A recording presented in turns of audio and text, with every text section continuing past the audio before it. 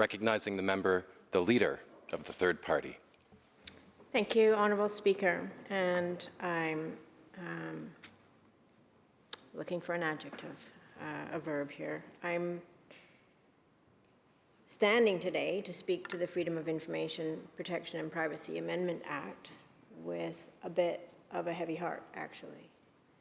And I think I want to start where I would hope that all of us would be striving to end up. Openness, transparency, freedom of information, accountable government, healthy, strong, trustworthy democracy. What would that ideal scenario look like? Well, it's interesting because looking at the Legislative Assembly's 2016 report of the Special Committee to Review the Freedom of Information and Privacy Act, they actually speak a little bit to this vision. Quoting from that report, modern democracies around the world have public sector access to information and privacy laws. They reflect fundamental democratic values, including openness, transparency, and accountability, as well as informational privacy. In Canada, rights created by access to information and privacy laws have been recognized by the courts as quasi-constitutional in nature. The work of this committee in 2016 was significant. After briefings from the Ministry of Technology, Innovation and Citizen Services, from the Information and Privacy Commissioner, officials from the Ministry of Finance on the Ludicelis report, attending a privacy and access conference, and 3 dates of public hearings with presentations from 24 public bodies, advocacy groups, stakeholders, and individual citizens, the committee had 7 sessions of deliberations. At the end of this nearly year-long process, the committee, which included 2 members who are currently in the government caucus and 1 member currently in the official opposition caucus, submitted its report to the legislature on May 3rd, 2016. One thing I've heard consistently since coming to this House from members of both caucuses is some variation on, oh yes, question period can appear very combative and hostile, but it's mostly theatrical. It's not really reflective of the good work that can happen in the legislature, especially the work we do in committees. We really come together across party lines and collaborate. I have heard this over and over and over again from members of this House. And I agree, with a caveat. Good, collaborative, consensus-building work absolutely does happen in committees. I've been part of that. Often committees can deliver recommendations that would go far beyond what a governing party might be willing to do on its own, recommendations that truly reflect where the citizens we serve are at. And we're emboldened to meet our citizens and the public where they're at because we're doing it collectively, collaboratively. It's all of us. The recommendations from committees are informed by a wide range of experts, advocates, and members of the public who are invested in an issue. Committee work is indeed an example of some of the best work that we as legislators do in this building. It is an example of the kind of representation we should all be striving for, where the members of this chamber all have the opportunity to contribute to outcomes, to policy and legislation, regardless of whether they're a member of the government caucus, the official opposition, or the third party. That's what I've heard from so many members. MLAs are often most proud, in terms of their legislative work, of the work they do in committees. Coming together, collaborating across party lines, building consensus, and providing informed recommendations to the House and to the government. But why the caveat? the value of that work can't just be theoretical or worse, theatrical. It needs to actually inform policy and legislation for there to be a true value of that collaborative, consensus-driven work. Otherwise, it's little more than a make-work project. And I'm dismayed by how many recommendations committees bring forward to this House that aren't translated into policy or legislation.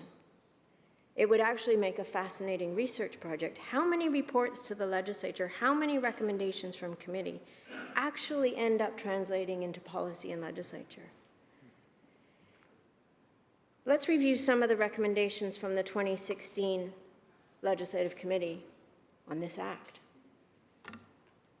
They identified the following issues as being significant in the context of the review: proactive disclosure, duty to document, information management in government, data sovereignty, the application of FIPA to the subsidiary corporations and other entities, the FOI process, including timelines to respond to access requests and anonymity of applicants, and mandatory breach notification. A year's work, committed legislators on the committee, several recommendations. Let's start with their recommendation for proactive disclosure. The committee report quoted Laura Miller, an information records and archives consultant, who made the case for a greater emphasis on proactive disclosure. Why not routinely make available as much evidence as possible, indicated Laura, rather than wait for the public to seek specific records through a limited routine release policy and an increasingly and sometimes unnecessarily backlogged regime of access only when requested? Laura pointed out, and I think we can all agree on this, open government can save time and money, as well as improve trust in government in the processes for creating records in the first place that are designed to support both accountability and access. What was the committee's ultimate position on proactive disclosure? Quote, "The committee believes all public bodies should view their information responsibilities in that light. Open and easy access to records and archives should be the norm. In principle, public bodies should be proactively disclosing records whenever disclosure is in the public interest. To the extent possible, documents should be created and structured in such a way that they can be proactively released either in whole or in part on a routine basis. Records for proactive disclosure should include data sets and other machine-readable records, and there should be a requirement for data sets to be released in a reusable format." Our colleagues in this legislature presented those recommendations, proactive disclosure of information to this House, unanimously agreed on after a year of committee work looking at this Act and how best to serve citizens and the public interest. And their number one recommendation was proactive disclosure. Be open, be transparent. It appears that in 2017, this government was still aligned with these goals and values. In his mandate letter to then Minister of Citizen Services, the Premier directed her to, quote, "improve access to information rules to provide greater public accountability," and, quote, "improve response and processing times for freedom of information requests." 3 years later, the Premier's mandate letter to the current minister made no reference to greater public accountability or improving response and processing time to FOI requests. Indeed, other than the direction to, quote, "continue to improve government's public sector data security and privacy practices," there's no mention at all in the minister's mandate letter to bring forward legislation that amends the Freedom of Information and Protection of Privacy Act. No indication in the mandate letter that this kind of legislation was even meant to be on the minister's agenda. It is fascinating, however, how the Premier responded when his government was criticized for not including updates to FOI laws in the minister's mandate letter a year ago. He indicated that a growing number of FOI requests came from a political party. Quote, "It's my view that those requests are not designed to improve understanding of the delivery of programs," he said. "They're designed for political benefit, and we'll continue to work with that.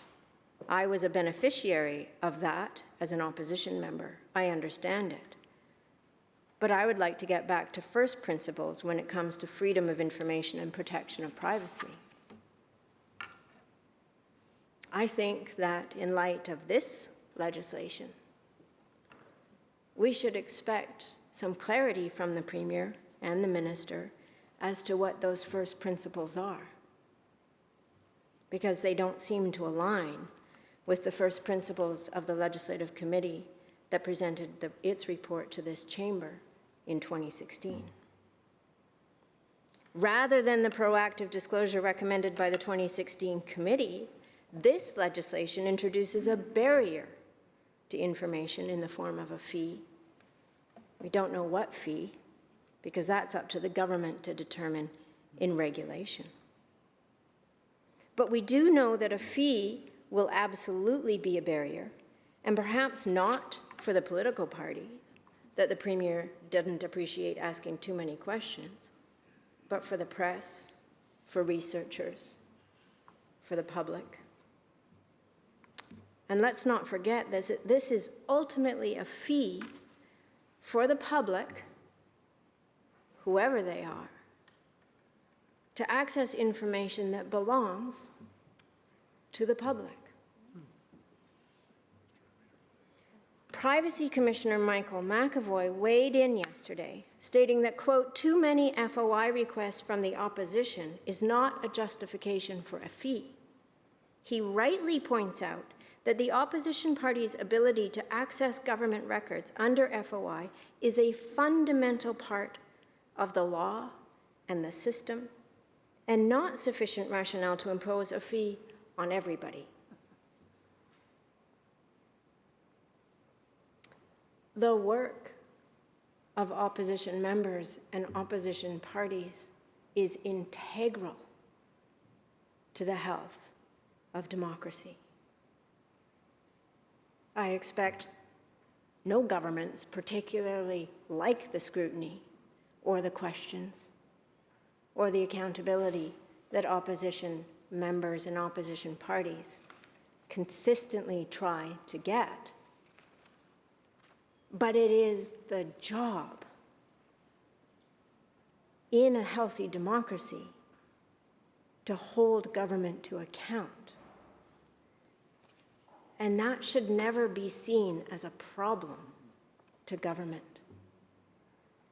They should absolutely recognize they will be back on the opposition benches one day, and they will have that utterly essential and important job to do. Mr. McAvoy also stated, "Opposition's gathering information about how government systems are running is a part of a free-flowing, properly functioning democracy." One of the aspects of this debate that I'm finding a little demoralizing has been the suggestion from government members that the opposition was somehow worse when it comes to freedom of information and therefore can't hold this government to account on this legislation. It's a terrible way for any government to try to justify anything they're doing. When they were in power, they were secretive. They didn't disclose information. The upshot of the logic of this argument appears to be, don't criticize us because they were bad too. I would think that the public expects better of us. if committee work is the best that we can do, this level of debate certainly is not. Shouldn't we be aspiring to be better just as a matter of course? Applying what we've learned, aspiring to do work that we will be proud of when we leave this place? We are all just caretakers of these seats. And our collective goal, I would truly hope, is to deliver to the next representative a model of care that recognizes our service is first and foremost to our constituents and to the people of British Columbia. Let's go back to the 2016 report. Recommendation number 2, add a duty to document to FIPA. The committee referred to the 2015 Information and Privacy Commissioner's report, Access Denied, Record Retention and Disposal Practices of the Government of British Columbia.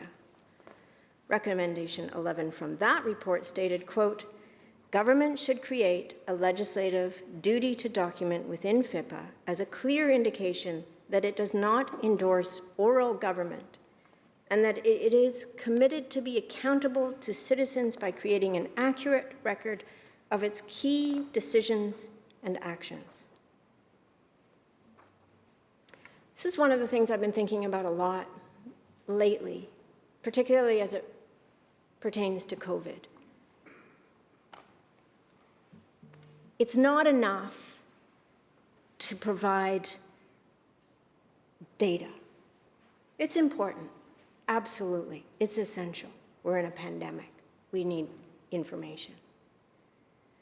But what the public actually needs the very most, I think, is an understanding of how decisions are being made, a connecting of the dots, not just here's the data, here's the decision.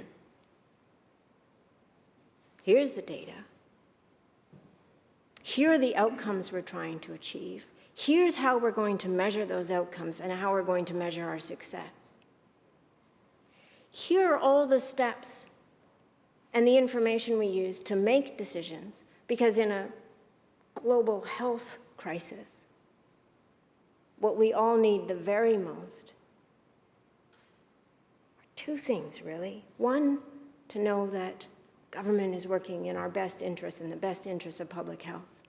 But 2, that we have access to the very best information to also be making personal choices for ourselves and for our families to stay as well as we possibly can.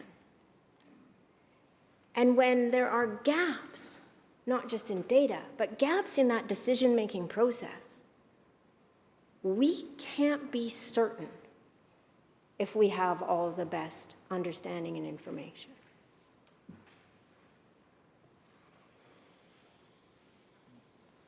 The recommendation from the committee about a duty to document isn't disconnected from this. The worry about oral government that doesn't keep track of its decision-making processes, government that can't be held accountable to those processes because we can't know them, that's a worry. Government needs to be accountable. Unfortunately, no legislated mandate in this bill to ensure duty to document. Recommendation number 5 of the committee was to retain the data sovereignty requirement in section 30.1 of FIPA. The committee heard opposing views on this matter, with some advocating to maintain the sovereignty while others pointing to a need for the ability to store data outside of BC. Ultimately, the committee concluded, and I quote, while the committee appreciates the concerns expressed by health authorities, universities, schools, and other public bodies regarding their inability to use new innovative technology in their operations, the committee is not persuaded that there are no available or adequate alternatives that do not involve storage or access outside of Canada.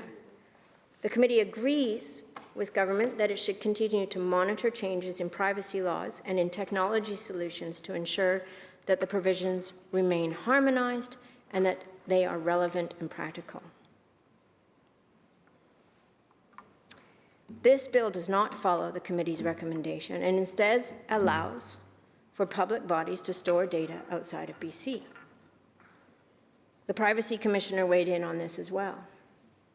He said, "What is exceedingly troubling, however, is that government now proposes to allow public bodies to send British Columbians personal information outside Canada without explaining how they will properly protect it. Without concrete alternative protections for people's data, the government is effectively asking the Legislative Assembly for a blank check to eliminate the current restrictions on public bodies accessing and storing people's personal information outside of Canada."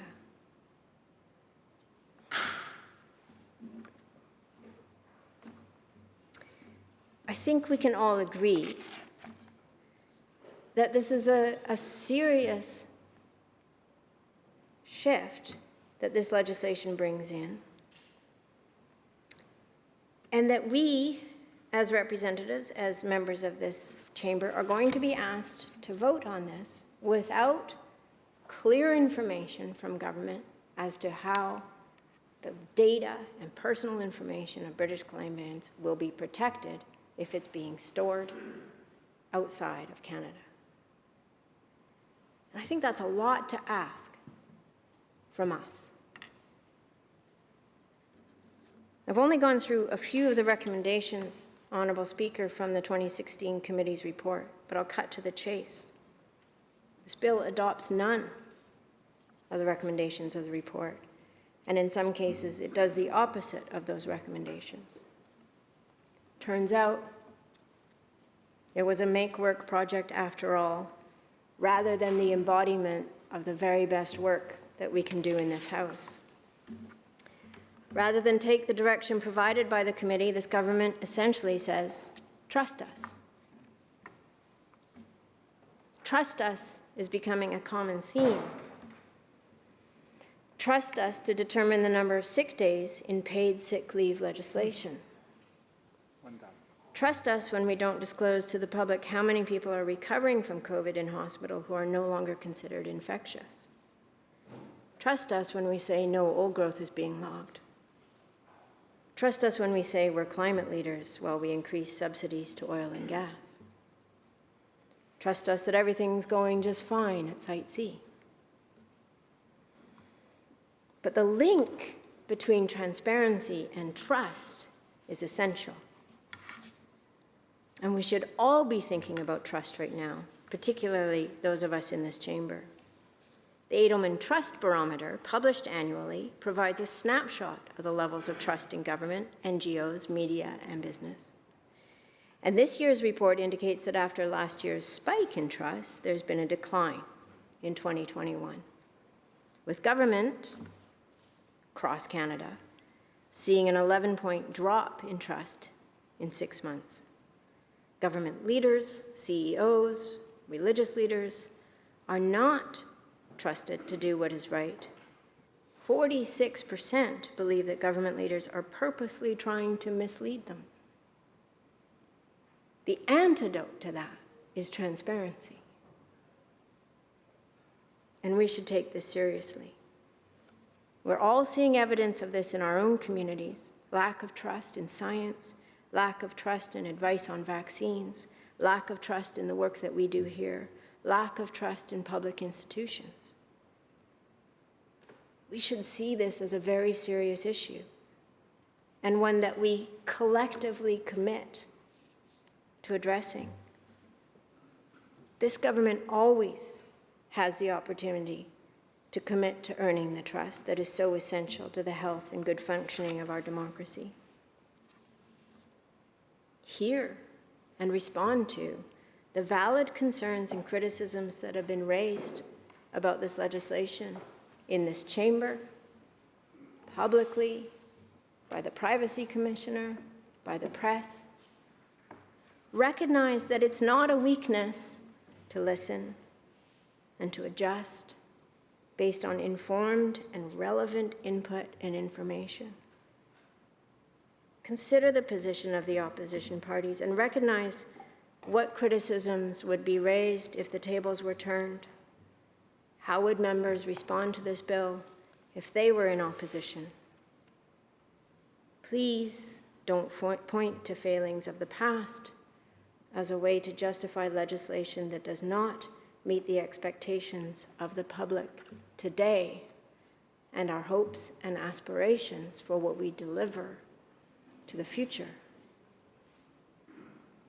Rather than adopt a defensive posture, approach this with a lens of how does this work serve or not serve the public interest?